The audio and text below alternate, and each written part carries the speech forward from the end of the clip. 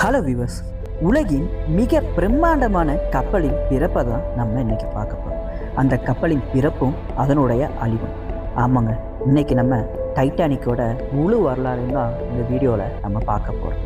1900களின் தொடக்கத்தில் உலகம் மிக வேகமாக மாறிக்கொண்டிருந்தது. தொழில்துறை புரட்சி மனித வாழ்க்கையை முழுமையாக மாற்றியிருந்தது. ரயில்கள், தொழிற்சாலைகள், மின்சாரம், புதிய இயந்திரங்கள் என உலகம் நவீனமயமாகி கொண்டிருந்தது. ஆனால் அந்த காலத்தில் ஒரு நாட்டிலிருந்து இன்னொரு நாட்டிற்கு பயணம் செய்வது எளிதான விஷயமில்லை.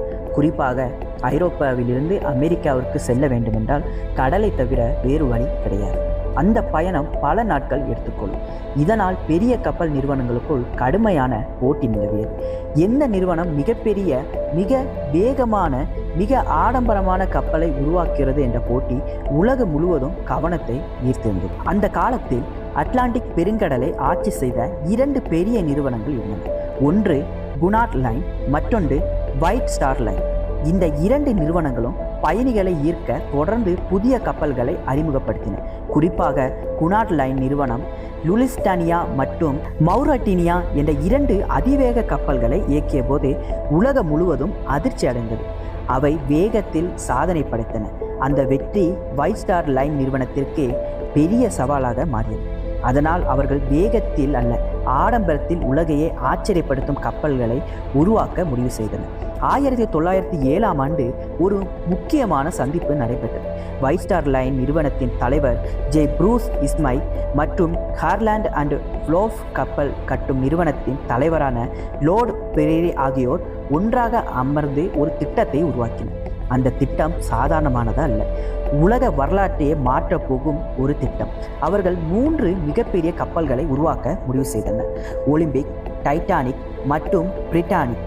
இந்த 3 கப்பல்களும் இதற்கு முன் உலகம் பார்த்திராத அளவுக்கு பிரம்மாண்டமாக இருக்க வேண்டும் என்று திட்டமிடப்பட்டது. அந்த காலத்தில் ஒரு கப்பலை உருவாக்குவது என்பது வெறும் போக்குவரத்து சாதனத்தை உருவாக்குவது அல்ல, அது ஒரு நாட்டின் பெருமையை வெளிப்படுத்தும் விஷயமாக கருதப்பட்டது. எனவே டைட்டானிக்கின் ஒவ்வொரு பகுதியும் மிக சிறப்பாக வடிவமைக்கப்பட்டது. முதல் வகுப்பு பயணிகள் ஒரு மிதக்கும் அரண்மனையில் இருப்பது போன்ற உணர்வை பெற வேண்டும் என்பதை நோக்கமாக இருந்தது. 1909ஆம் ஆண்டு மார்ச் 31ஆம் தேதி வட அயர்லாந்தின் பெல்ஃபாஸ்ட் நகரில் டைட்டானிக் கப்பலின் கட்டுமான பணி அதிகாரப்பூர்வமாக தொடங்கியது. ஆயிரக்கணக்கான தொழிலாளர்கள் அந்த திட்டத்தில் ஈடுபட்டனர். தினமும் இரவு பகலாக உழைத்து அந்த பிரம்மாண்ட கப்பலை உருவாக்கினர். அந்த காலத்திற்கு ஏற்க மிக நவீனமான இயந்திரங்கள் பயன்படுத்தப்பட்டன. இருப்பினும் பல வேலைகள் மனிதர்களின் கைகளால் மட்டுமே செய்யப்பட்டது. தகடுகள் ஒன்றோடொன்று ரிவேட்டுகள் மூலம் இணைக்கப்பட்டன. ஒவ்வொரு ரிவேட்டும் தொழிலாளர்களின் கடின உழைப்பின் சின்னமாக இருந்தது. டைட்டானிக் கப்பலின் அளவு அக்கால மக்களை அதிர்ச்சியில் ஆழ்த்தியது. அதன் நீளம் சுமார் 882 அடி, உயரம் 175 அடிக்கும் மேல், முழு எடை 46,000 டன்களுக்கும் மேல். ஒரு சிறிய நகரம் கடலில் மிதப்பது போல அது தோன்றியது. கப்பலின் 4 பெரிய புகையோக்கிகள் தொலைவில் இருந்தே கண்களில் பட்டன. உண்மையில் அவற்றில் 3 மட்டுமே செயல்பாட்டுக்கானவை.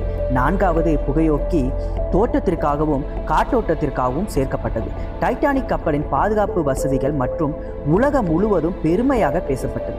கப்பலின் அடிப்பகுதி 16 தனித்தனி தீர்ப்புகள் அறைகளாக பிரிக்கப்பட்டிருந்தது. ஒரு பகுதி சேதமடைந்தாலும் மற்ற பகுதிகள் கப்பலை மிதக்க வைக்கும் என்று பொறியாளர்கள் நம்பினர். இதனால் பல பத்திரிகைகள் மற்றும் பொதுமக்கள் டைட்டானிக்கை மூழ்க முடியாத கப்பல் என்று அழைக்க தொடங்கினர். இந்த வார்த்தை பின்னர் உலக வரலாற்றில் மிகவும் சோகமான பரிசாக மாறும் என்பதை அப்பொழுது யாருக்கும் அறிவிக்கவில்லை. டைட்டானிக்கின் உள்ளமைப்பு ஒரு அரச அரண்மனையை போன்றது. முதல் வகுப்பு பயணிகளுக்காக பெரிய உணவகங்கள், நூலகங்கள், உடற்பயிற்சி கூடங்கள், நீச்சல் குளம், டர்க்கிஷ் பார், புகைப்பிடிப்பு அறைகள் மற்றும் பிரம்மாண்டமான படிக்கட்டுகள் அமைக்கப்பட்டிருந்தன. குறிப்பாக கிராண்ட் ஸ்டைர்கேஸ் எனப்படும் மைய படிக்கட்டு கப்பலின் மிக அழகான பகுதியாக இருந்தது. மர வேலைப்பாடுகள், கண்ணாடி அலங்காரங்கள் மற்றும் பிரம்மாண்ட விளக்குகள் அந்த இடத்தை ஒரு ஐரோப்பிய அரண்மனையைப் போல மாற்றின.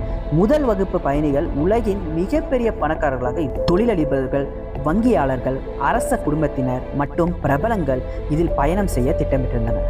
அவர்களுக்கு வழங்கப்பட்ட வசதிகள் இந்த காலத்தின் சிறந்த ஹோட்டல்களையே மிஞ்சியது. பல அறைகள், தனிப்பட்ட அமர்வு அறைகள், தனி படுக்கை அறைகள் மற்றும் தனிப்பட்ட சேவர்களுக்கான வசதிகளை கொண்டிருந்தன. ஆனால் டைட்டானிக் பணக்காரர்களுக்காக மட்டுமே உருவாக்கப்படவில்லை. 2ஆம் வகுப்பு மற்றும் 3ஆம் வகுப்பு பயணிகளுக்கும் நல்ல வசதிகள் வழங்கப்பட்டன. குறிப்பாக 3ஆம் வகுப்பு பயணிகள் பெரும்பாலும் ஐரோப்பாவிலிருந்து அமெரிக்காவிற்கு புதிய வாழ்க்கையை தேடி சென்ற குடியேறிகள். அவர்கள் தங்களுடைய கனவுகளை, எதிர்கால நம்பிக்கைகளையும் சுமந்து கொண்டு அந்த கப்பலில் ஏற தயாராக இருந்தனர். டைட்டானிக்கின் கட்டுமான பணிகள் வேகமாக நடந்து கொண்டிருந்தாலும் அந்த பணியின் பின்னால் ஆயிரக்கணக்கான தொழிலாளர்களின் வியர்வையும் தியாகமும் மறைந்திருந்தது. பெல்ஃபாஸ்ட் நகரின் கார்லாண்ட் அண்ட் வால்ஃப் கப்பல் மற்றும் தளத்தில் தினமும் சுமார் 15,000க்கும் மேம்பட்ட தொழிலாளர்கள் வேலை செய்தனர். அக்காலத்தில் பாதுகாப்பு வசதிகள் இன்றைய அளவுக்கு மேம்பட்டதாக இல்லை. பலர் உயரமான இடங்களில் பாதுகாப்பு கயிறுகள் இல்லாமல் வேலை செய்தனர். கனமான தகடுகள், ரிவேட்டுகள், இயந்திரங்கள், நீராவி கருவிகள் என ஆபத்துகள் நிறைந்த சூழலில் அவர்கள் உழைத்தனர். கட்டுமானத்தின் போது பல தொழிலாளர்கள் காயமடைந்தனர். சிலர் உயிரிழந்ததாகவும் பதிவுகள் கூறுகின்றன. ஆனால் அந்த காலத்தில் இது சாதாரண தொழில்துறை ஆபத்தாகவே கருதப்பட்டது. உலகின் மிகப்பெரிய கப்பலை உருவாக்கும் பெருமை அவர்களை தொடர்ந்து உழைக்க வைத்தது. பலருக்கு டைட்டானிக் என்பது வெறும் கப்பல் அல்ல, தங்களது வாழ்க்கையில் ஒரு முறையே கிடைக்கும் வரலாற்று வாய்ப்பாக இருந்தது. கப்பலின் எலும்புக்கூடு போன்ற பெரிய கட்டமைப்பு மெதுவாக உருவாக தொடங்கியது. ஒவ்வொரு நாளும் அது உயரமாகவும் நீளமாகவும் வளர்ந்தது. பெல்ஃபாஸ்ட் நகர மக்கள் தினமும் அந்த கட்டுமானத்தை பார்த்து வியந்தனர். ஏனெனில் இதற்கு முன் உலகில் யாரும் இவ்வளவு பெரிய கப்பலை கண்டதில்லை. டைட்டானிக் நீரில் இறக்கப்பட்ட நாள் 1911 மே 31ஆம் தேதி டைட்டானிக்கின் வாழ்க்கையின் முக்கியமான நாள் வந்தது. கப்பலின் வெளிப்புற கட்டமைப்பு பெரும்பாலும் முடிவடைந்திருந்தது. அதை முறையாக நீரில் இறக்கும் நிகழ்ச்சி நடத்தப்பட்டது. ஆயிரக்கணக்கான மக்கள் அந்த நிகழ்வை காண வந்திருந்தனர். அந்த நாளில் கப்பல் மெதுவாக தனது கட்டுமான மேடையிலிருந்து வலிக்கு கொண்டு கீழே இறங்கியது. சில நிமிடங்களிலேயே ஆயிரக்கணக்கான டன் எடையுள்ள அந்த பிரம்மாண்டம் பெல்ஃபாஸ்ட் துறைமுக நீரில் மிதந்தது. மக்கள் கைத்தட்டி ஆரவாரம் செய்தனர். உலகின் மிகப்பெரிய மனித படைப்பு கடலில் மிதந்த அந்த தருணம் வரலாற்றில் இடம் பிடித்திருந்தது. ஆனால் கப்பலின் வேலை இன்னும் முடியடையவில்லை. அதன் உள்ளமைப்பு, இயந்திரங்கள், அறைகள், அலங்காரங்கள், மின்சார அமைப்புகள் மற்றும் நூற்றுக்கணக்கான சிறிய வேலைகள் இன்னும் செயல்பட வேண்டியிருந்தன. அடுத்த 10 மாதங்கள் தொழிலாளர்கள் ஓய்வின்றி உழைத்தனர். டைட்டானிக்கின் இதயம் அதன் இயந்திரங்கள். டைட்டானிக்கின் மிகப்பெரிய சாதனைகளில் ஒன்று அதன் இயந்திர அமைப்பு. கப்பலில் 2 பெரிய நீராவி இயந்திரங்களும் ஒரு மைய ட்ரைபன் இயந்திரமும் இருந்தன. இவை 3 பெரிய ப்ரொப்பல்லர்களை இயக்கின. இந்த இயந்திரங்களுக்கு தேவையான சக்தியை உருவாக்க 29 பெரிய கொதிக்கலன்கள் பயன்படுத்தப்பட்டன, அதாவது பாய்லர்ஸ். அவற்றுக்குள் தினமும் நூற்றுக்கணக்கான டன் நிலக்கரி எரிக்கப்பட்டது. கப்பலின் அடிப்பகுதியில் வேலை செய்த ஃபயர்மேன் மற்றும் கோல் ட்ரிம்மர்ஸ் என்ற தொழிலாளர்கள் இரவு பகலாக நிலக்கரிய அடுப்புகளில் தள்ளும் பணியில் ஈடுபட்டனர். முதல் வகுப்பு பயணிகள் மேல்தளங்களில் இசை, விருந்து மற்றும் ஆடம்பர வாழ்க்கை அனுபவித்துக் கொண்டிருந்த போது கீழே இந்த தொழிலாளர்கள் கொதிக்கும் வெப்பத்தில் உழைத்தனர். அவர்களது உழைப்பை டைட்டானிக்கை முன்னோக்கி நகர்த்தியது. டைட்டானிக் பற்றி உலகம் முழுவதும் பேசப்பட்ட ஒரு விஷயம் அதன் பாதுகாப்பு. 16 நீர்ப்புகா பிரிவுகள் இருந்ததாக கப்பல் மிகவும் பாதுகாப்பானது என்று கருதப்பட்டது. ஒரு பகுதி நீரால் நிரம்பினாலும் மற்ற பகுதிகள் கப்பலை மிதக்க வைக்கும் என பொறியாளர்கள் நம்பினர். இந்த நம்பிக்கை பத்திரிகைகளிலும் பரவியது. பல செய்தித்தாள்கள் டைட்டானிக்கை மனிதன் உருவாக்கிய மிக பாதுகாப்பான கப்பல் என்று வர்ணித்தனர். சிலர் அதை God himself could not sink this ship என்று கூட பெருமையாக கூறியதாக பின்னர் கதைகள் பரவின. வரலாற்றாளர்கள் அந்த சொற்றொடரின் உண்மைத்தன்மையை விவாதித்தாலும் டைட்டானிக் மீது மக்களுக்கு இருந்த நம்பிக்கை அளவு கடந்ததாக இருந்தது என்பதில் சந்தேகமே இல்லை. இந்த அதிகமான நம்பிக்கையை பின்னர் மிகப்பெரிய தவறுகளில் ஒன்றாக மாறப்போகிறது. டைட்டானிக்கின் முதல் வகுப்பு பகுதி உலகின் மிக சிறந்த ஹோட்டல்களைப் போல வடிவமைக்கப்பட்டிருந்தது. கிராண்ட் ஸ்டார்கேஸ் என்ற மைய படிக்கட்டு கப்பலின் இதயமாக இருந்தது. பெரிய மர வேலைப்பாடுகள், கண்ணாடி கூரை, அலங்கார விளக்குகள் என அது ஒரு அரண்மனை போல இருந்தது. உணவகங்களில் உலகின் சிறந்த சமையற்காரர்கள் பணியாற்றினர். பயணிகளுக்கு பல வகையான ஐரோப்பிய உணவுகள் பரிமாறப்பட இருந்தன. நூலகம், உடற்பயிற்சி கூடம், நீச்சல் குளம், துர்க்கிஷ் பாத், கோஸ்கோட் என அக்காலத்தில் அரிதாக காணப்படும் வசதிகள் இருந்தன. 2ஆம் வகுப்பு பயணிகளும் மிகவும் வசதியான அறைகளை பெற்றனர். உண்மையில் அக்காலத்தின் பல கப்பல்களில் முதல் வகுப்பு வசதிகளை விட டைட்டானிக்கின் 2ஆம் வகுப்பு வசதிகள் சிறப்பாக இருந்தன. 3ஆம் வகுப்பு பயணிகளுக்கும் சுத்தமான அறைகள், உணவு மற்றும் நல்ல வசதிகள் வழங்கப்பட்டன. இதுவே டைட்டானிக்கை மற்ற கப்பல்களிலிருந்து வேறுபடுத்தியது. டைட்டானிக்கின் முதல் பயணத்திற்கு தலைமை தாங்க தேர்ந்தெடுக்கப்பட்டவர் கேப்டன் எட்வர்ட் ஸ்மித். அவர் அக்காலத்தில் மிகவும் அனுபவம் வாய்ந்த கப்பல் கேப்டன்களில் ஒருவர். பல ஆண்டுகளாக அட்லாண்டிக் பெருங்கடலில் கப்பல்களை இயக்கியிருந்தார். ஒயிட் ஸ்டார் லைன் நிறுவனத்தின் மிகவும் மதிப்புமிக்க அதிகாரிகளில் ஒருவராக இருந்தார். அவரது அமைதியான குணமும் அனுபவமும் காரணமாக பயணிகள் அவரை மிகவும் நம்பினர். டைட்டானிக்கின் முதல் பயணம் அவரது கடைசி பயணமாக இருக்கும் என்று திட்டமிடப்பட்டிருந்தது. அதற்கு பிறகு ஓய்வு பெற நினைத்திருந்தார். ஆனால் விதி அவருக்காக வேறு திட்டத்தை வைத்திருந்தது. 1912ஆம் ஆண்டு ஏப்ரல் மாதம் நெருங்கிய போது டைட்டானிக் முழுமையாக தயாரானது. கப்பலின் உள்ளமைப்பு முடிக்கப்பட்டது. அறைகள் சுத்தம் செய்யப்பட்டன. உணவுப் பொருட்கள் ஏற்றப்பட்டன. ஆயிரக்கணக்கான தட்டுகள், கண்ணாடிகள், படுக்கை பொருட்கள், கடிதங்கள், சரக்குகள் அனைத்தும் கப்பலில் கொண்டு வரப்பட்டன. கப்பலின் முதல் பயணம் உலகம் முழுவதும் பேசப்படும் செய்தியாக மாறியது. பணக்காரர்கள், தொழிலதிபர்கள், குடியேறிகள், குடும்பங்கள் என பலர் பயணச்சீட்டுகளை வாங்கினர். அவர்களில் பலர் அமெரிக்காவில் புதிய வாழ்க்கையை தொடங்கும் கனவுடன் வந்திருந்தனர். சிலர் தொழில் காரணமாக பயணம் செய்தனர். சிலர் விடுமுறைக்காக சென்றனர். ஆனால் அவர்கள் யாரும் இது வரலாற்றின் மிக பிரபலமான கடல் விபத்தியாக மாறப்போகிறது என்று தெரியாது இருந்தனர். 1912 ஏப்ரல் 10 உலகின் மிகப்பெரிய கப்பல் தனது முதல் பயணத்தை தொடங்கப் போகிறது என்ற செய்தி ஏற்கனவே உலகம் முழுவதும் பரவியிருந்தது. அதனால் ஆயிரக்கணக்கான மக்கள் துறைமுகத்தை நோக்கி திரண்டனர். அன்று காலை டைட்டானிக்கின் பிரம்மாண்டமான உருவம் துறைமுகத்தில் நின்று கொண்டிருந்தது. அதன் 4 புகையோக்கிகள் வானத்தை தொடுவது போல தோன்றின. கப்பலின் பக்கத்தில் நின்ற மனிதர்கள் எறும்புகளைப் போல சிறியதாக தெரிந்தனர். அந்த காட்சியை பார்த்த பலர் வாழ்நாளில் இது போன்ற ஒன்றை மீண்டும் பார்க்க முடியாதா என்று எண்ணினர். கப்பலில் ஏற வந்த பயணிகள் 3 வகுப்புகளாக பிரிக்கப்பட்டிருந்தனர். முதல் வகுப்பு பயணிகள் தனி நுழைவாய்கள் வழியாக சென்றனர். அவர்களது சாமான்களை பணியாளர்கள் எடுத்து சென்றனர். 2ஆம் வகுப்பு மற்றும் 3ஆம் வகுப்பு பயணிகள் தங்கள் குடும்பங்களுடன் கப்பலுக்குள் நுழைந்தனர். அவர்களுக்குள் பலர் அமெரிக்காவில் ஒரு புதிய வாழ்க்கையை தொடங்க போகிறோம் என்ற மகிழ்ச்சியில் இருந்தனர். சில குடும்பங்கள் தங்களது சொந்த நாட்டை நிரந்தரமாக விட்டு வெளியேறி கொண்டிருந்தனர். அவர்களுக்கு டைட்டானிக் என்பது வெறும் கப்பல் அல்ல, கப்பலில் இருந்த பிரபலமான பயணிகளும் எதிர்காலத்திற்கான ஒரு பாலமாகவும் இருந்தது. டைட்டானிக்கின் முதல் பயணத்தில் உலகின் மிகப்பெரிய பணக்காரர்களில் சிலர் இருந்தனர். அவர்களில் குறிப்பிடத்தக்கவர் ஜான் ஜேக்கப் ஆஸ்டோர் ஃபோர். அவர் காலத்தில் உலகின் செல்வந்தர்களில் ஒருவராக இருந்தார். அவரது செல்வம் பல நாடுகளின் அரச குடும்பங்களின் செல்வத்தையும் மிஞ்சியது. மேலும் பெஞ்சமின் குங்கன்ஹெம், இன்சிடர் ஸ்ட்ரஸ் மற்றும் அவரது மனைவி இடா ஸ்ட்ரஸ் போன்ற முக்கிய பிரமுகர்களும் பயணம் செய்தனர். ஆனால் டைட்டானிக்கில் இருந்தவர்கள் அனைவரும் பணக்காரர்கள் அல்ல. 3ஆம் வகுப்பில் பயணம் செய்த ஆயிரக்கணக்கான மக்கள் சாதாரண குடும்பங்களை சேர்ந்தவர்கள். ஐர்லாந்து, ஸ்வீடன், நார்வே மற்றும் ஐரோப்பாவில் பல பகுதிகளில் வந்த அவர்கள் அமெரிக்காவில் வேலை கிடைத்து வாழ்க்கையை மாற்றிக்கொள்ள வேண்டும் என்ற கனவில் இருந்தனர். அவர்களது பைகளில் அதிக பணம் இல்லாமல் இருக்கலாம், ஆனால் அவர்களது இதயங்களில் நம்பிக்கை நிறைந்திருந்தது. டைட்டானிக் புறப்பட தருணம் எப்படி இருந்ததென்றால் 1912 ஏப்ரல் 10 அன்று மதியம் சுமார் 12 மணி அளவில் டைட்டானிக் தனது முதல் பயணத்தை தொடங்க தயாரானது. துறைமுகத்தில் இருந்த மக்கள் கையசைத்து விடைபெற்றனர். கப்பலின் சைரன் ஒலி பல கிலோமீட்டர் தூரம் வரை கேட்டது. மெதுவாக அதன் இயந்திரங்கள் இயங்கத் தொடங்கின. உலகின் மிகப்பெரிய கப்பல் தனது பயணத்தை ஆரம்பித்தது. பயணிகள் ஜன்னல்களில் இருந்து வெளியே பார்த்தனர். குடும்பத்தினர் கண்ணீர் மல்க கையசைத்தனர். சிலர் மகிழ்ச்சியில் சிரித்தனர். சிலர் எதிர்காலத்தை நினைத்து கனவு கண்டனர். ஆனால் டைட்டானிக்கின் துறைமுகத்தை விட்டு புறப்பட்ட சில நிமிடங்களிலேயே எதிர்பாராத சம்பவம் ஒன்று நடந்தது. முதல் எச்சரிக்கை. டைட்டானிக் துறைமுகத்திலிருந்து வெளியேறி கொண்டிருந்த போது அருகில் கட்டப்பட்டிருந்த SS நியூயார்க் என்ற கப்பல் திடீரென அசையத் தொடங்கியது.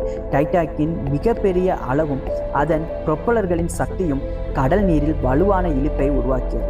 அதன் காரணமாக SS நியூயார்க் கப்பலின் கட்டுகள் திடீரென அறுந்துவிட்டன. அந்த கப்பல் நேராக டைட்டானிக்கை நோக்கி நகரத் தொடங்கியது. துறைமுகத்தில் இருந்தவர்கள் அதிர்ச்சி அடைந்தனர். 2 பெரிய கப்பல்கள் மோதப் போகின்றன என்று அனைவரும் நினைத்தனர். உடனடியாக கேப்டன் எட்வர்ட் ஸ்மித் மற்றும் அவரது குழுவினர் நடவடிக்கை எடுத்தனர். இழுவை கப்பல்களை விரைந்து வந்து SS நியூயார்க்கை கட்டுப்படுத்தினர். சில மீட்டர் தூரத்தில் இருந்தபோதே விபத்து தவிர்க்கப்பட்டது. பின்னர் பலர் இந்த சம்பவத்தை ஒரு கெட்ட சகுனமாகவே கருதினர். ஆனால் அந்த நேரத்தில் பெரும்பாலானவர்கள் அதை சாதாரண நிகழ்வாகவே எடுத்துக்கொண்டனர். டைட்டானிக் தனது பயணத்தை தொடர்ந்து சென்றது. சவுத்தம்ப்டனில் இருந்து புறப்பட்ட டைட்டானிக் முதலில் பிரான்சின் செர்போங் துறைமுகத்தை நோக்கி சென்றது. அந்த இடத்தில் மேலும் சில முக்கியமான பயணிகள் கப்பலில் ஏறினர். மாலை நேரத்தில் டைட்டானிக்கின் விளக்குகள் பிரகாசிக்க தொடங்கின. கடலின் நடுவே அது ஒரு மிதக்கும் நகரத்தைப் போல தோன்றியது. முதல் வகுப்பு பயணிகள் இரவு உணவிற்கு தயாரானார்கள். சிலர் இசை நிகழ்ச்சிகளை ரசித்தனர், சிலர் புகைப்பிடிப்பு அறைகளில் உரையாடினர். மூன்றாம் வகுப்பு பயணிகளோ தங்களது குடும்பங்களுடன் பாடல்கள் பாடி மகிழ்ந்தனர். பல மொழிகள், பல கலாச்சாரங்கள், பல கனவுகள் ஒரே கப்பலில் ஒன்றாக சேர்ந்திருந்தன. குயின்ஸ்டவுன் கடைசி துறைமுகமாக இருந்தது. ஏப்ரல் 11 அன்று டைட்டானிக் அயர்லாந்தின் குயின்ஸ்டவுன் துறைமுகத்தை அடைந்தது. இது டைட்டானிக்கின் கடைசி நிறுத்தமாக இருந்தது. இங்கே மேலும் சில பயணிகள் கப்பலில் ஏறினர், சிலர் இறங்கியும் சென்றனர். அந்த துறைமுகத்தில் நின்று கொண்டிருந்த பலர் டைட்டானிக்கை பார்த்து வியந்திருந்தனர். அந்த பிரம்மாண்டமான கப்பல் கடலில் மெதுவாக நடந்து சென்றபோது பலர் அதை கடைசியாக பார்த்து கொண்டிருந்தார்கள். அவர்களுக்கு தெரியாது, இனி சில நாட்களுக்குள் இந்த கப்பல் உலக வரலாற்றின் மிக பிரபலமான பேரழிவாக மாறப்போகிறது என்று. குயின்ஸ்டவுனை விட்டு புறப்பட்ட டைட்டானிக் இப்போது அட்லாண்டிக் பெருங்கடலின் இதயத்தை நோக்கி சென்று கொண்டிருந்தது. அதன் முன் ஆயிரக்கணக்கான கிலோமீட்டர் கடல் பறந்து விரிந்திருந்தது. பயணிகள் மகிழ்ச்சியாக இருந்தனர். கப்பல் குழுவினர் நம்பிக்கையுடன் இருந்தனர். கேப்டன் ஸ்மித் அமைதியாக தனது பொறுப்பை கவனித்துக் கொண்டிருந்தார். 1912 ஏப்ரல் 11 அன்று குயின்ஸ்டவுன் துறைமுகத்தை விட்டு டைட்டானிக் புறப்பட்ட பிறகு அதன் முன் முடிவில்லாத அட்லாண்டிக் பெருங்கடல் விரிந்திருந்தது. இப்போது கப்பலின் உண்மையான பயணம் தொடங்கியிருந்தது. அடுத்த இலக்கு அமெரிக்காவின் நியூயார்க் சிட்டி. சுமார் 2800 மைல்களுக்கு மேல் பயணம் செய்ய வேண்டியிருந்தது. அந்த நாட்களில் கடல் மிகவும் அமைதியாக இருந்தது. பெரிய அலைகளோ புயலோ எதுவும் இல்லை. வானமும் தெளிவாக இருந்தது. இந்த அமைதியான வானிலை பயணிகளுக்கு மிகுந்த நம்பிக்கையை அளித்தது. டைட்டானிக் தனது சக்தி வாய்ந்த இயந்திரங்களுடன் தொடர்ந்து மேற்கே நகர்ந்து கொண்டே இருந்தது. காலை நேரங்களில் முதல் வகுப்பு பயணிகள் தங்களது அறையிலிருந்து வெளியே வந்து மேல்தளங்களை நடைபயிற்சி செய்தனர். சிலர் செய்தித்தாள்களை படித்தனர், சிலர் கடலை ரசித்தனர். பணக்கார தொழிலதிபர்கள் தங்கள் வணிகங்களை பற்றி விவாதித்தனர். பெண்கள் சமூக நிகழ்ச்சிகளில் கலந்து கொண்டனர். இரண்டாம் வகுப்பு பயணிகளும் வசதியாக பயணித்தனர். அவர்களுக்கு நல்ல உணவு, ஓய்வெடுக்கும் இடங்கள் மற்றும் சமூக நிகழ்ச்சிகள் இருந்தன. பலர் தங்களது குடும்பத்துடன் நேரத்தை செலவிட்டனர். மூன்றாம் வகுப்பு பயணிகள் வாழ்க்கையின் வேறுபாட்டாக இருந்தாலும் அவர்கள் மகிழ்ச்சியாகவே இருந்தனர். பலர் பாடல்கள் பாடினர், சிலர் நடனம் ஆடினர், சிலர் அமெரிக்காவில் தங்களுக்கு காத்திருக்கும் புதிய வாழ்க்கையை பற்றி பேசிக் கொண்டிருந்தனர். இந்த கப்பலில் இருந்த பல குழந்தைகள் இது ஒரு பெரிய சாகச பயணம் என்று நினைத்து மகிழ்ந்திருந்தனர். டைட்டானிக்கின் உள்ளே இருந்த ஒரு மிதக்கும் நகரம் வெறும் கப்பல் அல்ல, அது உண்மையில் ஒரு மிதக்கும் நகரம். அதற்குள் சமையலறைகள் இருந்தன, மருத்துவ அறைகள் இருந்தன, தபால் அலுவலகம் இருந்தது, நூலகம் இருந்தது, உடற்பயிற்சி கூடம் இருந்தது. பல நூறு பயணியாளர்கள் தொடர்ந்து வேலை செய்து கொண்டிருந்தனர். சமையலறையில் தினமும் ஆயிரக்கணக்கான உணவுகள் தயாரிக்கப்பட்டன. இறைச்சி, மீன், காய்கறிகள், பழங்கள், இனிப்புகள் என பல வகையான உணவுப் பொருட்கள் கப்பலில் சேமிக்கப்பட்டிருந்தன. முதல் வகுப்பு பயணிகளுக்காக வழங்கப்பட்ட இரவு உணவுகள் அக்காலத்தில் மிக சிறந்த ஹோட்டலுக்கு சமமானவை. பல கோர்ஸுகளாக உணவுகள் வழங்கப்பட்டன. ஒவ்வொரு உணவும் தனித்தனி அலங்காரத்துடன் பரிமாறப்பட்டது. அதே நேரத்தில் கீழ்த்தளங்களில் நூற்றுக்கணக்கான தொழிலாளர்கள் தொடர்ந்து உழைத்தனர். பாய்லர் ரூம்களில் வேலை செய்தவர்கள் அதிக வெப்பத்தில் நிலக்கரிய அடுப்புகளை நிரப்பிக் கொண்டிருந்தனர். அவர்கள் வேலை நிறுத்தினால் கப்பலின் இயந்திரங்களை நிற்கும். பயணிகள் மேலே ஆடம்பர வாழ்க்கையை அனுபவித்துக் கொண்டிருந்த போது கீழே இருந்த அந்த தொழிலாளர்களின் உழைப்பு தான் டைட்டானிக்கை முன்னேற்றியது. கேப்டன் ஸ்மித் கடைசி பயணம் இது. கேப்டன் எட்வர்ட் ஸ்மித் மிகவும் அமைதியாக இருந்தார். அவருக்கு பல சகாப்த அனுபவம் இருந்தது. ஒயிட் ஸ்டார் லைன் நிறுவனத்தின் மிகவும் நம்பகமான கேப்டனில் ஒருவராக அவர் கருதப்பட்டார். இந்த பயணம் முடிந்த பிறகு ஓய்வு பெறலாம் என்று அவர் யோசித்ததாக பலர் கூறியுள்ளனர். அதனால் டைட்டானிக்கின் முதல் பயணம் அவரது தொழில் வாழ்க்கையின் மகுடமாக இருந்தது என்று அனைவரும் நினைத்திருந்தனர். பயணிகள் பலர் அவரை நேரில் சந்தித்து பேசினர், அவருடன் புகைப்படம் எடுத்தனர். டைட்டானிக் போன்ற கப்பலை இயக்கும் கேப்டனுடன் பயணம் செய்தது பெருமையாக கருதப்பட்டது. ஆனால் விதி வேறு முடிவை எடுத்தது. வட அட்லாண்டிக்கிலிருந்து வந்த எச்சரிக்கைகள் பயணம் தொடர்ந்து கொண்டிருந்த போது டைட்டானிக்கின் வயர்லெஸ் அறை மிகவும் பிஸியாக இருந்தது. அந்த காலத்தில் வயர்லெஸ் தகவல் தொடர்பு புதிய தொழில்நுட்பமாக இருந்தது. கடலின் நடுவிலும் கப்பல்கள் ஒன்றுக்கொண்டு செய்திகளை அனுப்ப முடியும். டைட்டானிக்கின் வயர்லெஸ் ஆபரேட்டர்கள் பயணிகளின் தனிப்பட்ட செய்திகளையும் வணிக செய்திகளையும் அனுப்பி கொண்டிருந்தனர். அந்த நேரத்தில் வட அட்லாண்டிக் கடலில் பயணம் செய்த சில கப்பல்கள் முக்கியமான எச்சரிக்கைகளை அனுப்ப தொடங்கின. அந்த செய்திகள் அனைத்தும் ஒரே விஷயத்தை பற்றியது. முன்னாள் பனிப்பாறைகள் உள்ளன. பல கப்பல்கள் கடலில் பெரிய ஐஸ் ஃபீல்டுகளையும் மிதக்கும் பனிப்பாறைகளையும் பார்த்ததாக தகவல் அனுப்பியது. இந்த எச்சரிக்கைகள் டைட்டானிக்கும் வந்தன. சில செய்திகள் அதிகாரிகளிடம் சென்றன, சில செய்திகள் முறையாக பதிவு செய்யப்பட்டன. ஆனால் அன்றைய தினத்தில் யாரும் இது மிகப்பெரிய ஆபத்தாக மாறும் என்று நினைக்கவில்லை. ஏனெனில் அக்காலத்தில் பனிப்பாறைகள் அட்லாண்டிக்கில் காணப்படும் முற்றிலும் புதிய விஷயம் அல்ல. வேகம் குறைக்கப்படாதது ஏன்? அதாவது டைட்டானிக்கின் முழு வேகத்தில் செல்லவில்லை என்றாலும் மிகவும் வேகமாகவே முன்னேறி கொண்டிருந்தது. பல ஆண்டுகளாக வரலாற்றாளர்கள் ஒரு கேள்வியை எழுப்பி வருகின்றனர். பனிப்பாறைகள் எச்சரிக்கைகள் வந்த பிறகும் ஏன் வேகம் குறைக்கப்படவில்லை? இதற்கான பதில் முழுமையாக தெளிவாகவும் இல்லை. சிலர் ஒயிட் ஸ்டார் லைன் நிறுவனம் தனது புதிய கப்பலின் திறமையை உலகிற்கு காட்ட விரும்பியதாக கூறுகின்றனர். சிலர் கேப்டன் ஸ்மித் நிலைமையை பாதுகாப்பானதாகவே கருதியாக கூறுகின்றனர். மற்றும் சிலர் அக்கால கடற்படை நடைமுறைகளின்படி இது சாதாரண முடிவாக இருந்தது என்கிறார்கள். ஆனால் பின்னர் அந்த சம்பவங்கள் நினைத்து பார்க்கும்போது அந்த முடிவு உலக வரலாற்றில் மிகவும் சர்ச்சைக்குரிய முடிவுகளில் ஒன்றாக மாறியது. ஏப்ரல் 14 எல்லாவற்றையும் மாற்றிய நாளாகவும் அமைந்தது. 1912 ஏப்ரல் 14 ஞாயிற்றுக்கிழமை அன்று காலை டைட்டானிக் வழக்கம் போல பயணத்தை தொடர்ந்தது. பயணிகள் மகிழ்ச்சியாக இருந்தனர். முதல் வகுப்பு பயணிகள் சிறப்பு உணவுகளை அனுபவித்தனர். குழந்தைகள் விளையாடினர். கப்பலின் இசைக்குழு இசை நிகழ்ச்சிகள் நடத்தி கொண்டிருந்தது. எல்லாமே இயல்பாக தோன்றியது. ஆனால் அன்றைய தினத்தில் பனிப்பாறை எச்சரிக்கைகள் இன்னும் அதிகரித்தன. பல கப்பல்கள் தொடர்ந்து செய்திகளை அனுப்பிக்கொண்டே இருந்தன. சில பகுதிகளில் கடல் நீரில் பனி இருப்பதாகவும் பெரிய ஐஸ்பேர்க்குகள் மிதப்பதாகவும் எச்சரித்தன. மாலை நேரம் வந்தபோது வெப்பநிலை வேகமாக குறையத் தொடங்கியது. கடல் குளிர்ச்சியடைந்தது. காற்றும் குறைந்தது. இரவு நெருங்கிய போது கடல் அசாதாரணமாக அமைதியாக இருந்தது. இந்த அமைதிதான் பின்னர் மிகப்பெரிய பிரச்சனையாக மாறியது. ஏனெனில் சாதாரணமாக அலைகள் பனிப்பாறைகளின் அடிப்பகுதியில் மோதும்போது வெள்ளை நுரை உருவாகும். அது தொலைவில் இருந்தே பனிப்பாறையை அடையாளம் காண உதவும். ஆனால் இந்த இரவு கடல் கண்ணாடியைப் போல அமைதியாக இருந்தது. அதனால் பனிப்பாறைகளை பார்ப்பது மிகவும் கடினமாக இருந்தது. அந்த நேரத்தில் டைட்டானிக் தொடர்ந்து தனது பாதையில் முன்னேறி கொண்டே இருந்தது. கப்பலின் முன்பகுதியில் இரு காவலர்கள் இருளை நோக்கி கண்காணித்து கொண்டிருந்தனர். அவர்களுக்கு தெரியாது, இன்னும் சில மணி நேரங்களில் அவர்கள் உலக வரலாற்றின் மிக பிரபலமான வார்த்தைகள் ஒன்றை கத்தப் போகிறார்கள். ஐஸ்பேக் ரைட் எஹெட். 1912 ஏப்ரல் 14 ஞாயிற்றுக்கிழமை இரவு டைட்டானிக் கப்பல் வட அட்லாண்டிக் பெருங்கடலில் குளிர்ந்த நீரில் தனது பயணத்தை தொடர்ந்து கொண்டிருந்தது. இரவு உணவு முடிந்து பெரும்பாலான பயணிகள் தங்களது அறைகளுக்கு திரும்பியிருந்தனர். சிலர் இன்னும் உணவகங்களில் உரையாடி கொண்டிருந்தனர். சிலர் புகைப்பிடிப்பு அறைகளில் அமர்ந்திருந்தனர். சிலர் கப்பலின் மேல் தளத்தில் நின்று நட்சத்திரங்கள் நிறைந்த வானத்தை ரசித்துக் கொண்டிருந்தனர். அந்த இரவு மிகவும் குளிராக இருந்தது. வெப்பநிலை உறைபனிக்கு கீழே சென்று கொண்டிருந்தது. ஆனால் வானம் மிகவும் தெளிவாக இருந்தது. மேகங்கள் எதுவும் இல்லை. ஆயிரக்கணக்கான நட்சத்திரங்கள் வானத்தில் பிரகாசித்தன. கடலும் வித்தியாசமாக அமைதியாக இருந்தது. அலைகள் இல்லை, காற்று இல்லை. கடல் ஒரு பெரிய கருப்பு கண்ணாடி போல அமைதியாக கிடந்தது. இந்த அமைதிதான் டைட்டானிக்கின் மிகப்பெரிய எதிரியாக மாறப்போகிறது என்பதை அப்போது யாரும் உணரவில்லை. கண்காணிப்பு கோபுரத்தில் இருந்த 2 மனிதர்கள் கப்பலின் முன்பகுதியில் கிராஸ் நெஸ்ட் எனப்படும் கண்காணிப்பு இடத்தில் இருந்து காவலர்கள் பணியில் இருந்தனர். அவர்கள் ஃபெட்ரிக் ஃப்ளீட் மற்றும் ரெகினால்ட் லீ. அவர்களது வேலை கடலில் ஏதேனும் ஆபத்து இருக்கிறதா என்பதை கண்காணிப்பது. அந்த இரவு அவர்களிடம் தொலைநோக்கி கருவிகள் கூட இல்லை. சில நிர்வாக குழப்பங்களால் அவை கிடைக்கவில்லை என்பது பின்னர் விசாரணையில் தெரிய வந்தது. அவர்கள் தங்களது கண்களையே நம்பி இருளை உற்று பார்த்து கொண்டிருந்தனர். நிமிடங்கள் மெதுவாக நகர்ந்தன. டைட்டானிக் சுமார் 22 நாட் வேகத்தில் முன்னேறி கொண்டிருந்தது. இரவு 11:40 வரலாற்றை மாற்றிய வினாடிகள் அது. 1912 ஏப்ரல் 14 இரவு 11:40 திடீரென ஃபெட்ரிக் ஃப்ளீட் முன்னால் இருளில் ஒரு பெரிய கருப்பு உருவத்தை கண்டார். முதலில் அது என்னவென்று அவருக்கு புரியவில்லை. ஆனால் சில வினாடிகளில் அது ஒரு மிகப்பெரிய பனிப்பாறை என்பதை உணர்ந்தார். உடனடியாக அவர் எச்சரிக்கை மணி 3 முறை அடித்தார். பிறகு தொலைபேசியை எடுத்து ஃப்ரிட்ஜை தொடர்பு கொண்டார். அவர் கத்திய வார்த்தைகள் ஐஸ்பேக் ரைட் அஹெட். இந்த 4 வார்த்தைகள் உலக வரலாற்றின் மிகவும் பிரபலமான எச்சரிக்கை வார்த்தைகளாக மாறின. மோதலை தவிர்க்க கடைசி முயற்சி. ஃப்ரிட்ஜில் இருந்த ஃபர்ஸ்ட் ஆஃபீஸர் வில்லியம் மடோ உடனடியாக நடவடிக்கை எடுத்தார்.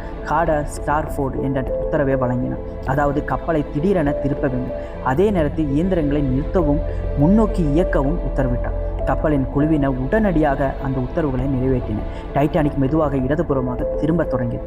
சில வினாடிகள் அனைவரும் மூச்சை நிறுத்தி காத்திருந்தனர். கப்பல் பனிப்பாறையை தவிர்க்குமா அல்லது மோதிய தருணம். சில நொடிகளுக்கு பிறகு கிர் என்ற சத்தம் கேட்டது. பனிப்பாறை டைட்டானிக்கு வலது பக்கத்தை உரசிக்கொண்டு சென்றது. பெரிய வெடிப்பு எதுவும் நடக்கவில்லை. பல பயணிகள் எதுவும் நடக்கவில்லை என்று நினைத்தார். சிலர் லேசான அதிர்வை மட்டும் உணர்ந்தனர். முதல் வகுப்பு உணவகத்தில் இருந்த சிலர் தேநீர் கோப்பைகள் சிறிய அதிர்வை கவனித்தனர். சிலர் என்ன நடந்தது என்று கேட்டனர். ஆனால் யாருக்கும் உண்மையான ஆபத்து புரியவில்லை. ஏனெனில் வெளிப்படையாக பார்த்தால் டைட்டானிக் இன்னும் பாதுகாப்பாகவே இருந்தது. பனிப்பாறை செய்த உண்மையான சேதம் பனிப்பாறை கப்பலின் பக்கத்தை நேரடியாக கிழிக்கவில்லை. ஆனால் அது தகடுகளை வளைத்து பல இடங்களில் சிறிய இடைவெளிகளை உருவாக்கியது. இந்த சேதம் கப்பலின் முன்பகுதியில் இருந்த பல நீர்புகா அறைகளில் நீர் நுழைய வழிவகுத்தது. முதலில் பாய்லர் ரூம் 6, பிறகு பாய்லர் ரூம் 5, அதன் பிறகு இன்னும் சில பகுதிகள். குளிர்ந்த கடல் நீர் மிக வேகமாக உள்ளே நுழைய தொடங்கியது. தோமஸ் ஆண்ட்ரூஸின் அதிர்ச்சியான கணிப்பு. டைட்டானிக்கின் தலைமை வடிவமைப்பாளரான தோமஸ் ஆண்ட்ரூ அந்த பயணத்தில் கப்பலில் இருந்தார். சேதத்தை ஆய்வு செய்த பிறகு அவர் மிகவும் அதிர்ச்சி அடைந்தார். நீர் நுழைந்த அறைகளின் எண்ணிக்கையை பார்த்ததும் உண்மை அவருக்கு புரிந்தது. டைட்டானிக் 4 அறைகள் வரை நீர் நிரம்பினாலும் மிதக்கும். ஆனால் இப்போது 5க்கும் மேற்பட்ட பகுதிகள் சேதமடைந்திருந்தன. அதனால் கப்பலின் முன்பகுதி மெதுவாக கீழே செல்லும். ஒரு அறை நிரம்பியதும் அடுத்த அறைக்குள் நீர் செல்லும். அந்த சங்கிலி தொடர் நிற்காது. தோமஸ் ஆண்ட்ரூஸ் நேராக கேப்டன் ஸ்மித்தை சந்தித்தார். பிறகு வரலாற்று இடம் பிடித்த வார்த்தைகளை கூறினார். கப்பல் மூழ்க போகிறது. கேப்டன் ஸ்மித் அதிர்ச்சி அடைந்தார். அவரது பல வருட அனுபவத்தில் இப்படிப்பட்ட சூழலை அவர் எதிர்கொண்டதில்லை. இன்னும் எவ்வளவு நேரம் இருக்கிறது? கேப்டன் ஸ்மித் உடனடியாக கேட்டார். எவ்வளவு நேரம் இருக்கிறது? தோமஸ் ஆண்ட்ரூ கணக்கிட்டார். அவரது பதில் அதிகபட்சம் 2 மணி நேரம். அந்த நொடியில் டைட்டானிக்கின் விதி முடிவு செய்யப்பட்டுவிட்டது. உலகின் மிகப்பெரிய கப்பல், மூழ்க முடியாது என்று கருதப்பட்ட கப்பல் இப்போது கடலின் அடிக்கு செல்லப் போகிறது. ஆனால் அந்த உண்மை இன்னும் பெரும்பாலான பயணிகள் அறிந்திருக்கவில்லை. அவர்கள் தங்களது அறைகளில் தூங்கிக் கொண்டிருந்தனர். சிலர் இசை கேட்டுக்கொண்டிருந்தனர், சிலர் சிரித்து கொண்டிருந்தனர். இன்னும் சில மணி நேரங்களில் அவர்களது வாழ்க்கை முற்றிலும் மாறப்போகிறது என்பதை அறியாமல். தோமஸ் ஆண்ட்ரூஸ் கப்பல் மூழ்கப் போகிறது என்று உறுதியாக கூறிய பிறகு கேப்டன் எட்வர்ட் ஸ்மித் சில நொடிகள் அமைதியாக நின்றார். பல ஆண்டுகளாக கடலில் பணியாற்றிய அவருக்கு பல புயல்கள், பல ஆபத்தான, பல அவசர நிலைகள் தெரியும். ஆனால் இப்போது எதிரில் இருந்தது வேறு. உலகின் மிகப்பெரிய கப்பல், ஆயிரக்கணக்கான உயிர்கள், நடு இரவு, உறைபனி கடல். இது ஒரு சாதாரண விபத்து அல்ல. கேப்டன் ஸ்மித் உடனடியாக அதிகாரிகளை அழைத்து அவசர கூட்டம் நடத்தினார். கப்பலின் அனைத்து பிரிவுகளுக்கும் தகவல் அனுப்பப்பட்டது. லைஃப் போட்டுகளை தயார் செய்ய உத்தரவு வழங்கப்பட்டது. ஆனால் ஒரு பெரிய பிரச்சனை இருந்தது. டைட்டானிக்கில் இருந்த அனைவருக்கும் போதுமான லைஃப் போட்டுகள் இல்லை. கப்பலில் 2200க்கும் மேற்பட்ட மக்கள் இருந்தனர். ஆனால் லைஃப் போட்டுகளின் மொத்த கொள்ளளவு சுமார் 1178 பேருக்கு மட்டுமே. அந்த காலத்தின் கடல் விதிமுறைகளின்படி இது சட்டப்பூர்வமானதாக இருந்தாலும் உண்மையில் அது ஒரு மிகப்பெரிய பாதுகாப்பு குறைபாடாக இருந்தது. இப்போது அந்த தவறு ஆயிரக்கணக்கான உயிர்களின் எதிர்காலத்தை நிர்ணயிக்கப் போகும். டைட்டானிக்கின் வயர்லெஸ் அறையில் 2 ஆபரேட்டர்கள் இருந்தனர். அவர்கள் ஜாக் பிலிப்ஸ் மற்றும் ஹெரால்ட் பிரிட்ஜ். கேப்டன் ஸ்மித் அவர்களிடம் நேராக சென்று உடனடியாக உதவி கோரும் செய்திகளை அனுப்புங்கள் என்று உத்தரவிட்டார். உடனடியாக CQD என்ற அவசர குறியீடு அனுப்பப்பட்டது. அதன் அர்த்தம் கம் குயிக் டேஞ்சர். பின்னர் புதிய SOS சிக்னலும் அனுப்பப்பட்டது. இது உலக வரலாற்றில் மிகவும் பிரபலமான SOS செய்திகளில் ஒன்றாக மாறியது. அந்த இரவு வயர்லெஸ் கருவிகள் தொடர்ந்து ஒலித்து கொண்டிருந்தன. சுற்றி இருந்த கப்பல்களுக்கு டைட்டானிக் மூழ்கி கொண்டிருந்த போது உடனடி உதவி தேவை என்று அனுப்பப்பட்டது. பயணிகளுக்கு உண்மை தெரிவிக்கப்பட்டது. முதலில் அதிகாரிகள் பயணிகளை பதட்டப்படுத்த விரும்பவில்லை. பலரிடம் பாதுகாப்பாக மேல்தளத்திற்கு வாருங்கள் என்று மட்டுமே கூறப்பட்டது. முதல் வகுப்பு பயணிகளில் சிலர் இதை ஒரு சாதாரண முன்னெச்சரிக்கை நடவடிக்கையாகவே எடுத்துக்கொண்டனர். சில பெண்கள் குளிர் காரணமாக வெளியே வர மறுத்தனர். சில ஆண்கள் சிரித்து கொண்டே இருந்தனர். ஏனெனில் அவர்கள் டைட்டானிக் மூழ்கும் என்று நம்பவே இல்லை. இந்த கப்பல் மூழ்காது என்ற நம்பிக்கை இன்னும் அவர்களிடம் இருந்தது. இந்த கப்பல் மூழ்காது என்ற நம்பிக்கை அவர்களிடம் இருந்தாலும் குளிர்ந்த நீர் ஏற்கனவே சில பகுதிகளை நிரப்ப தொடங்கியிருந்தது. கப்பலின் முன்பகுதி மெதுவாக கீழே இறங்கி கொண்டிருந்தது. அதை பார்த்த சில அதிகாரிகள் நிலைமையின் தீவிரத்தை உணரத் தொடங்கினர். Women and children first life போட்டுகளை இறக்கும் பணி தொடங்கப்பட்டது. கேப்டன் ஸ்மித் மற்றும் அதிகாரிகள் ஒரு முக்கியமான முடிவு எடுத்தனர். உமன் அண்ட் சில்ட்ரன் ஃபர்ஸ்ட், அதாவது பெண்களும் குழந்தைகளும் முதலில் காப்பாற்றப்பட வேண்டும், ஆண்கள் பின்னர். இந்த உத்தரவு பல குடும்பங்களின் வாழ்க்கையை சிதறடிக்கப் போகிறது. கணவன் ஒரு பக்கம், மனைவி மற்றும் குழந்தைகள் மற்றொரு பக்கம். பலர் இதுவே கடைசி சந்திப்பு என்பதை அப்போது உணரவில்லை. முதல் லைஃப் போட் இறங்கப் போகிறது. இரவு சுமார் 12:40 டைட்டானிக்கின் முதல் லைஃப் போட் கடலில் இறக்கப்பட்டது. ஆனால் ஒரு விசித்திரமான விஷயம் நடந்தது. அந்த லைஃப் போட் முழுமையாக நிரம்பவில்லை. அதில் சுமார் 65 பேர் செல்ல முடியும். ஆனால் அதில் இருந்தது 28 பேர் மட்டுமே. ஏனெனில் பலர் இன்னும் ஆபத்தை நம்பவில்லை. சிலர் இந்த பெரிய கப்பலை விட அந்த சிறிய படகில் ஏன் போக வேண்டும் என்று கேட்டனர். இந்த முடிவு பின்னர் பல உயிர்களை காவு கொண்டது. இசைக்குழுவின் முடிவு. டைட்டானிக்கில் 8 பேர் கொண்ட இசைக்குழு ஒன்று இருந்தது. அவர்களின் தலைவன் வெல்லாஸ் கேட்லி பயணிகள் பதட்டமடையாமல் இருக்க அவர்கள் இசை வாசிக்க தொடங்கினர். மக்கள் லைஃப் போட்டுகள் ஏறிக்கொண்டிருந்தனர். அதிகாரிகள் ஓடிக்கொண்டிருந்தனர். கடல் குளிர்ந்து கொண்டிருந்தது. ஆனால் அந்த நேரத்திலும் இசை ஒலித்து கொண்டே இருந்தது. இந்த காட்சி பின்னர் டைட்டானிக்கின் வரலாற்றின் மிகவும் புகழ்பெற்ற மற்றும் உணர்ச்சிகரமான தருணங்களில் ஒன்றாக மாறியது. தோமஸ் ஆண்ட்ரூஸின் கடைசி முயற்சி. தோமஸ் ஆண்ட்ரூஸின் கப்பல் முழுவதும் ஓடிக்கொண்டிருந்தார். அவர் பலரிடம் உடனே லைஃப் போட்டுகளில் ஏறுங்கள் என்று வேண்டிக் கொண்டிருந்தார். அவர் தன்னுடைய உயிரை பற்றி சிந்திக்கவில்லை, மற்றவர்களை காப்பாற்ற முயன்றார். பலர் பின்னர் அவரை பற்றி பேசும்போது கடைசி வரை தனது கடமையை செய்த மனிதர் என்று கூறினர். கீழ்த்தளங்களில் சிக்கிய மக்கள் 3ஆம் வகுப்பு பயணிகளுக்கு நிலைமை மிகவும் மோசமாக இருந்தது. அவர்கள் இருந்த பகுதிகள் கப்பலின் கீழே இருந்தது. பலருக்கு ஆங்கிலம் தெரியாது. பலர் என்ன நடக்கிறது என்பதை புரிந்து கொள்ளவில்லை. சில இடங்களில் வழிகளை கண்டுபிடிப்பதும் கடினமாக இருந்தது. குழந்தைகளை தூக்கி கொண்டு ஓடிய தாய்மார்கள், குடும்பத்தை தேடிய தந்தைகள், அழுது கொண்டிருந்த குழந்தைகள், குழப்பம் மெதுவாக அதிகரிக்க தொடங்கி. டைட்டானிக்கின் SOS செய்தியை ஒரு கப்பல் பெற்றது. அது RMS கர்பாத்தியா. அதன் கேப்டன் உடனடியாக தனது கப்பலை டைட்டானிக் நோக்கி திருப்பினார். முழு வேகத்தில் பயணம் தொடங்கப்பட்டது. ஆனால் ஒரு பிரச்சனை இருந்தது. கர்பாத்தியா சுமார் 58 மைல்கள் தொலைவில் இருந்தது. அது உடனடியாக வர முடியாது. குறைந்தபட்சம் பல மணி நேரம் ஆகும். டைட்டானிக்கு அப்பொழுது நேரம் இருக்குமா? அந்த கேள்விக்கான பதில்தான் இன்னும் யாருக்கும் தெரியவில்லை. நேரம் வேகமாக ஓடிக்கொண்டிருந்தது. 1912 ஏப்ரல் 15 அதிகாலை 1 மணியை தாண்டியிருந்தது. டைட்டானிக்கின் முன்பகுதி இப்போது மெதுவாக கீழே சாயத் தொடங்கியது. ஆரம்பத்தில் பயணிகளுக்கு அது பெரிதாக தெரியவில்லை. ஆனால் நேரம் செல்ல செல்ல கப்பலின் சாய்வு அதிகரித்தது. குளிர்ந்த அட்லாண்டிக் கடல் நீர் தொடர்ந்து உள்ளே புகுந்து கொண்டிருந்தது. ஒவ்வொரு நிமிடமும் ஆயிரக்கணக்கான டன் நீர் கப்பலுக்குள் நுழைந்தது. தோமஸ் ஆண்ட்ரூஸ் கூறிய கணிப்பு உண்மையாகி வந்தது. டைட்டானிக் இப்போது உயிருடன் இருக்கும் ஒரு மனிதனைப் போல தனது கடைசி நிமிடங்களை எதிர்கொண்டிருந்தது. லைஃப் போட்டுகள் வேகமாக குறைந்தன.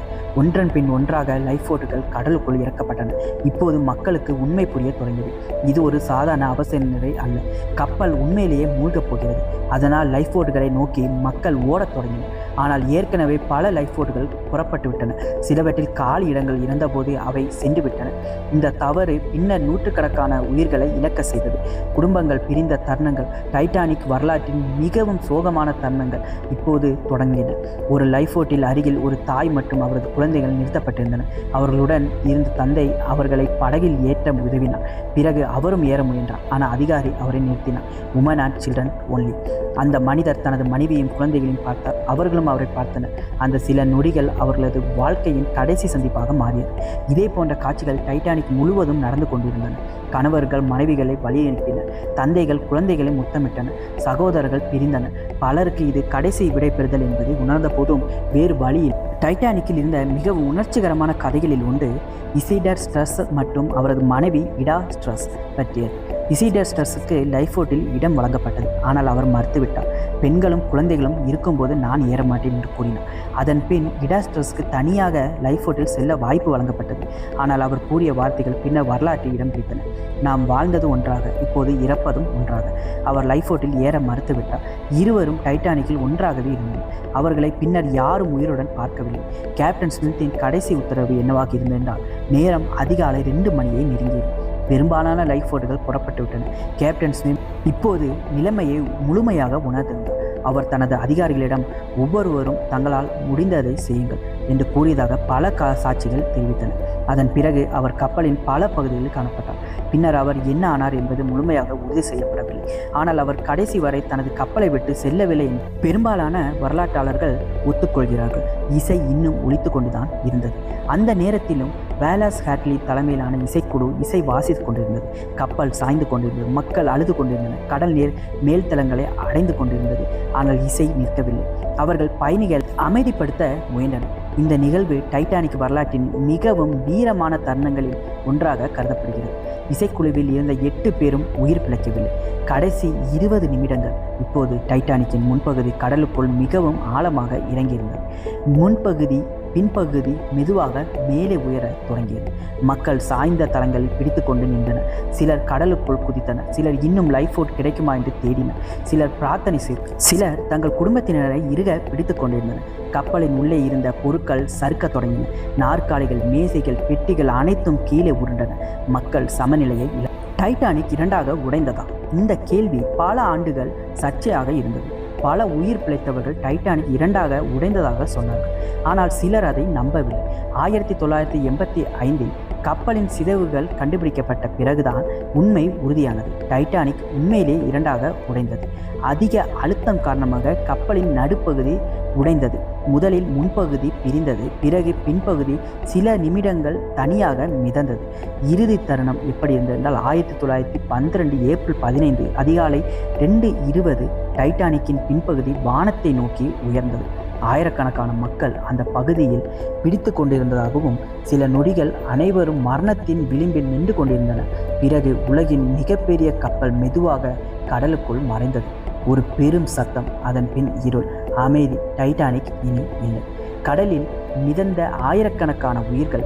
டைட்டானிக்கு மூழ்கிய பிறகு சுமார் 1500க்கும் மேற்பட்ட மக்கள் உறைபனி கடலில் சிக்கினர். நீரின் வெப்பநிலை சுமார் -2 டிகிரி செல்சியஸ். அந்த நீரில் மனிதன் சில நிமிடங்களுக்கு மேல் உயிருடன் இருப்பது மிகவும் கடினம். கடலில் இருந்து உதவி குரல்கள் எழுந்தன. மக்கள் கத்தினர், உதவி கேட்டனர், குடும்பத்தினரை அழைத்தனர். ஆனால் நேரம் செல்ல செல்ல அந்த குரல்கள் குறைய தொடங்கின. பிறகு முழுமையான அமைதி. வட அட்லாண்டிக் பெருங்கடல் மீண்டும் அமைதியாகிவிட்டது. ஆனால் அந்த அமைதிக்குள் ஆயிரக்கணக்கான கனவுகளும் குடும்பங்களும் உயிர்களும் மறைந்தது. 1912 ஏப்ரல் 15 அதிகாலை 2:20 மணிக்கு டைட்டானிக் கடலுக்குள் மறைந்தபோது வட அட்லாண்டிக் பெருங்கடலில் ஒரு பயங்கரமான அமைதி நிலவியது. சில நிமிடங்களுக்கு முன்பு வரை ஆயிரக்கணக்கான மக்களின் குரல்கள், உதவிக்கான அலறல்கள், குழந்தைகளின் அழுகை, அதிகாரிகளின் கட்டளைகள் என சத்தங்களால் நிரம்பியிருந்த அந்த இடம் இப்போது மரண அமைதியில் மூழ்கியிருந்தது. கடலில் மிதந்து கொண்டிருந்த லைஃப் போர்ட்களில் இருந்தவர்கள் இந்த காட்சியை வாழ்நாள் முழுவதும் மறக்க முடியவில்லை. பலர் தங்கள் குடும்ப உறுப்பினர்களை இழந்தனர். சிலர் தங்கள் கணவர்களை, சிலர் தங்கள் மனைவிகளை, சிலர் தங்கள் குழந்தைகளையே இழந்திருந்தனர். அந்த இருளின் நடுவே தொலைவில் ஒரு நம்பிக்கையின் ஒளி நகர்ந்து கொண்டிருந்தது. அது RMS கர்பாத்தியா. கர்பாத்தியாவின் வீரமான பயணம். RMS கர்பாத்தியா கப்பலின் கேப்டன் ஆர்தூர் ரோஸ்டோன் டைட்டானிக்கின் SOS செய்தியை பெற்ற உடனே தனது கப்பலை முழு வேகத்தில் திருப்பினார். கர்பாத்தியா ஒரு சாதாரண கப்பல்கள் அல்ல. அது டைட்டானிக் போல பிரம்மாண்டமானதாகவும் அல்ல. ஆனால் அந்த இரவு அது மனிதாபிமானத்தின் சின்னமாக மாறியது. ஆர்தூர் ரோஸ்டன் தனது கப்பலின் அனைத்து தேவையற்ற மின்சார பயன்பாடுகளை நிறுத்தினார். வெப்ப வசதிகள் குறைக்கப்பட்டன. கூடுதல் சக்தி அனைத்தும் இயந்திரங்களுக்கு மாற்றப்பட்டது. அவர் தனது குழுவினரிடம் நாம் முடிந்த வேகத்தில் செல்ல வேண்டும் என்று கூறினார். கர்பாத்தியா வழியில் இருந்த பனிப்பாறைகளை கடந்து உயிரை பணயம் வைத்து பயணம் செய்தது. முதல் லைஃப் போர்ட் கண்டுபிடிக்கப்பட்டது. அதிகாலை சுமார் 4 மணி அளவில் கர்பாத்தியா சம்பவ இடத்தை அடைந்தது. சூரியன் உதயமாக தொடங்கியிருந்தது. கடல் முழுவதும் சிறிய லைஃப் போர்ட்டுகள் மிதந்து கொண்டிருந்தன. கர்பாத்தியா குழுவினர் முதல் லைஃப் போர்ட்டை கண்டபோது அவர்கள் அதிர்ச்சி அடைந்தனர். அதில் இருந்தவர்கள் குளிரால் நடுங்கிக் கொண்டிருந்தனர். பலரும் பேசக்கூட சக்தி இல்லை. சில குழந்தைகள் தங்கள் பெற்றோர்களை தேடினர். சில பெண்கள் கணவர்களை பற்றி கேட்டனர். ஆனால் பெரும்பாலான கேள்விகளுக்கு பதில் இல்லை. உயிர் பிழைத்தவர் டைட்டானிக்கில் இருந்த சுமார் 2200 பேரில் 700க்கும் மேற்பட்டோர் மட்டுமே உயிர் பிழைத்தனர். மற்றவர்கள் வட அட்லாண்டிக் கடலின் குளிர்ந்த நீரில் உயிரிழந்தனர். உயிர் பிழைத்தவர்களில் பெரும்பாலானோர் பெண்களும் குழந்தைகளும். ஆனால் பல குடும்பங்கள் முழுமையாக சிதறி போயிருந்தன. ஒரே லைஃப் போர்ட்டில் உயிர் பிழைத்த ஒரு பெண் தனது கணவரை இழந்திருக்கலாம். ஒரு குழந்தை தனது பெற்றோர் இருவரையும் இழந்திருக்கலாம். கர்பாத்தியா கப்பலின் மருத்துவர்கள் மற்றும் பணியாளர்கள் அவர்களுக்கு உதவ முயன்றனர். ஆனால் உடல் காயங்களை விட மன உளைச்சல் மிகவும் பெரியதாக இருந்தது. உலகம் அறிந்த அதிர்ச்சி. கர்பாத்தியா உயிர் பிழைத்தவர்களுடன் அமெரிக்காவை நோக்கி பயணம் தொடங்கியது. முதலில் உலகம் குழப்பமடைந்தது. ஏனெனில் ஆரம்பத்தில் சில செய்தித்தாள்கள் டைட்டானிக் பாதுகாப்பாக உள்ளது என்று தவறான தகவல்களை வெளியிட்டன. ஆனால் உண்மை மெதுவாக வெளிவந்தது. உலகின் மிகப்பெரிய கப்பல் தனது முதல் பயணத்திலே மூழ்கிவிட்டது. 1500க்கும் மேற்பட்ட உயிர்கள் இழக்கப்பட்டன. இந்த செய்தி உலகையே அதிர்ச்சியில் ஆழ்த்தியது. நியூயார்க்கில் நடந்த சோகமான வரவேற்பு இது. கர்பாத்தியாவில் பிழைத்தவர்களுடன் நியூயார்க் சிட்டி வந்தபோது ஆயிரக்கணக்கான மக்கள் துறைமுகத்தில் காத்திருந்தனர். சிலர் தங்கள் குடும்ப உறுப்பினர்களை எதிர்பார்த்தனர். சில செய்தியாளர்கள், சிலர் வெறும் அதிர்ச்சியில் வந்த பொதுமக்கள். ஒவ்வொரு லைஃப் போர்ட்டில் இருந்து இறங்கியவர்களை மக்கள் பார்த்தனர். பலர் தங்கள் அன்புக்குரியவர்களை காணவில்லை. அந்த துறைமுகத்தில் எண்ணற்ற கண்ணீரும் சோகமும் நிறைந்திருந்தது. விசாரணைகள் தொடங்கின. டைட்டானிக் விபத்திற்கு பிறகு உடனடியாக விசாரணைகள் தொடங்கப்பட்டன. அமெரிக்காவும் பிரிட்டனும் தனித்தனியாக விசாரணை நடத்தின. பல அதிகாரிகள், உயிர் பிழைத்தவர்கள், கப்பல் ஊழியர்கள் ஆகியோர் சாட்சியம் அளித்தனர். இந்த விசாரணையில் பல அதிர்ச்சிகரமான உண்மைகள் வெளிவந்தன. முதலாவது தவறு, போதுமான லைஃப் போர்ட்கள் இல்லை. கப்பலில் இருந்த அனைவரையும் காப்பாற்ற போதுமான படகுகள் இருந்திருக்கவில்லை. இரண்டாவது தவறு, பனிப்பாறை எச்சரிக்கைகள் முழுமையாக கவனிக்கப்படவில்லை. பல ஐஸ்பர்க் எச்சரிக்கைகள் வந்திருந்தும் கப்பல் தொடர்ந்து அதிக வேகத்தில் பயணம் செய்தது. மூன்றாவது தவறு, லைஃப் போட் பயிற்சிகள் முறையாக நடைபெறவில்லை. இதனால் பல லைஃப் போட்டுகள் முழுமையாக நிரப்பப்படாமல் புறப்பட்டன. இந்த தவறுகள் நூற்றுக்கணக்கான உயிர்களை காவு கொண்டன. உலகம் கற்றுக்கொண்ட பாடங்கள். டைட்டானிக் விபத்துக்கு பிறகு உலக கடல் பாதுகாப்பு விதிமுறைகள் முற்றிலும் மாறின. அனைத்து பயணிகளுக்கும் போதுமான லைஃப் போட்டுகள் கட்டாயமாக்கப்பட்டன. 24 மணி நேரம் வயர்லெஸ் கண்காணிப்பு நடைமுறைக்கு வந்தது.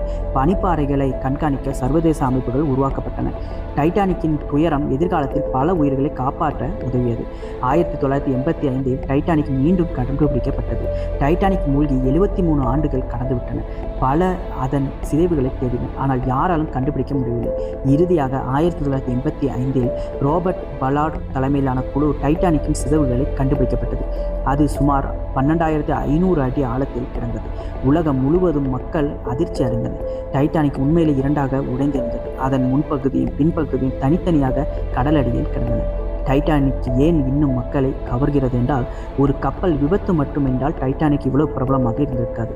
இது மனித அகங்காரம், தொழில்நுட்ப நம்பிக்கை, காதல், தியாகம், வீரியம், துயரம் மற்றும் நம்பிக்கை ஆகிய அனைத்து கலந்த கதை. ஒரு பக்கம் உலகின் பணக்காரர்கள், மற்றொரு பக்கம் நல்ல வாழ்க்கையை கனவு கண்ட சாதாரண மக்கள், ஒரு பக்கம் நவீன தொழில்நுட்பத்தின் பெருமை, மற்றொரு பக்கம் இயற்கையின் சக்தி. இதனால் டைட்டானிக் இன்று வரை உலக மக்களை ஈர்த்து கொண்டே இருக்கிறது. 1912 ஏப்ரல் 15 அன்று வட அட்லாண்டிக் பெருங்கடலில் மூழ்கியது ஒரு கப்பல் மட்டுமல்ல, அதனுடன் ஆயிரக்கணக்கான கனவுகளும் மூழ்கின. குடும்பங்கள் பிரிந்தன, காதல் முடிவுக்கு வந்தன, வாழ்க்கைகள் நொறுங்கின. ஆனால் அந்த துயரம் உலகத்திற்கு ஒரு பாடமாக மாறியது. இன்று கடலின் 12,500 அடி ஆழத்தில் அமைதியாக கிடக்கும் டைட்டானிக் மனித வரலாற்றின் மிகவும் சோகமான மற்றும் மிகவும் பிரபலமான கதைகளில் ஒன்றாக தொடர்ந்து வாழ்ந்து கொண்டுதான் இருக்கிறது. மூழ்க முடியாது என்று கூறப்பட்ட கப்பல் மூழ்கியது, ஆனால் அதன் கதை ஒருபோதும் இந்த வீடியோ உங்களுக்கு பிடிச்சிருக்குன்னு நம்புகிறேன். இன்னொரு சுவாரஸ்யமான வீடியோவில் நான் உங்களை சந்திக்கிறேன். நம்மளோட சேனலை மறக்காமல் சப்ஸ்கிரைப் பண்ணிக்கோங்க, பெல் ஐக்கானை கிளிக் பண்ணிக்கோங்க, உங்கள் ஃப்ரெண்ட்ஸ் அண்ட் ஃபேமிலிக்கு ஷேர் பண்ண மறந்துடாதீங்க. நன்றி, வணக்கம்.